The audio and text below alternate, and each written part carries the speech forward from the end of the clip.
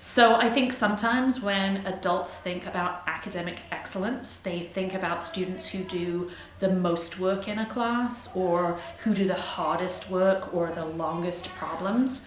But really, I see academic excellence in so many different ways in the classroom.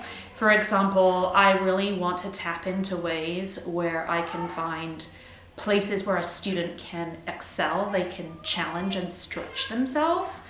So it might be when a student masters something that's been really hard for them to understand. Or it might be when a student doesn't write the longest story, but crafts a beautiful piece of writing that they have taken care and time to choose the vocabulary specifically for what they want to convey. Or it might be a student giving an oral presentation because that's where their strength lies, and we see that they can give incredible detail in that piece of work. Or maybe it's more multimedia, where students are pulling together text and pictures and really giving a bigger whole picture explanation of something. There's so many ways to see excellence in our classrooms. The best examples of progressive education usually come out of student choice. We recently read Flowers for Algernon by Daniel Keyes, and Flowers for Algernon was turned into a radio play. So the students did a comparison of the short story version and also the radio play version. And then one of the students said, well, can we write our own radio plays? And the radio plays were fabulous. We listened to a podcast that had all the information about how to create sound effects, banging things on the floor, and students went home and found all of their own props to make sound effects, wrote their own stories, and created their own rubric on which to be evaluated. To me, that's one of the prime examples of progressive education, when students are curious and excited about the work they're doing and are willing to take it one step further. Next week, we've been studying parts of speech. Kids always are just so excited about grammar. And at the conclusion of our grammar unit, we are going to do a restaurant menu where the kids will get to design their own restaurant, and they have to come up with 10 different foods in which they are going to label and color code the nouns, the verbs, the adjectives, prepositional phrases, etc. And so students have gotten very excited about that work, which is both rigorous and effective in terms of teaching them the grammatical rules, but also focuses on the fun and joy that comes behind education. The last example I'll use is a game we played called the ice cream game. The ice cream game is an economic simulation in which the kids are given construction paper to build cities, and some of the groups receive more resources than others, but they don't know that.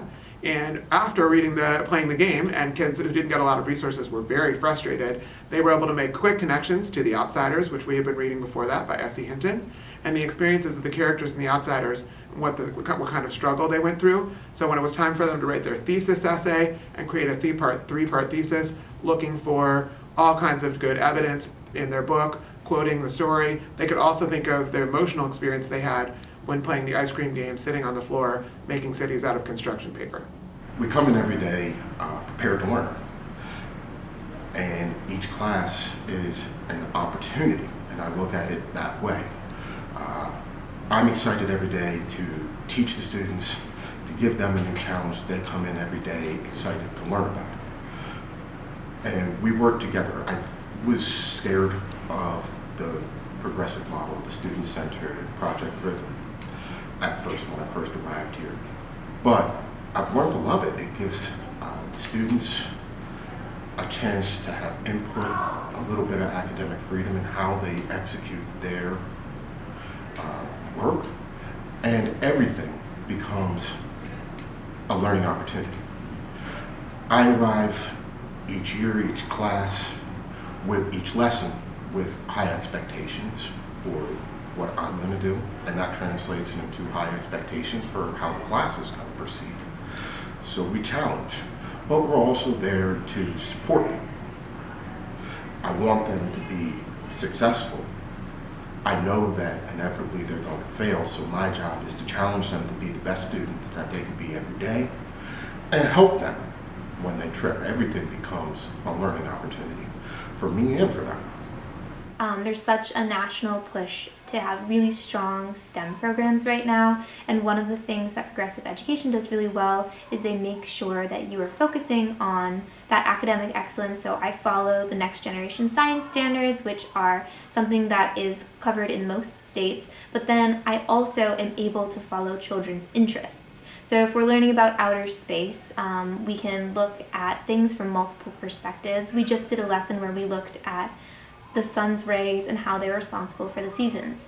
And then my students were noticing on my board a scientist of the month who's from Nigeria, and they had questions about skin color. And so then the next lesson we were able to take that natural wonder and use it to talk about how did we develop melanin and why are our skin pigments different and how does that relate to what we've been learning about the directness of the sun's rays, and sort of tie it together. I think learning is more meaningful when it's interdisciplinary, and I think it's more meaningful when it connects to what children are interested in. So while we're still following those standards for 4th grade, we're also exploring it in an authentic way and taking it in unexpected directions, which is part of what makes my job so fun as well.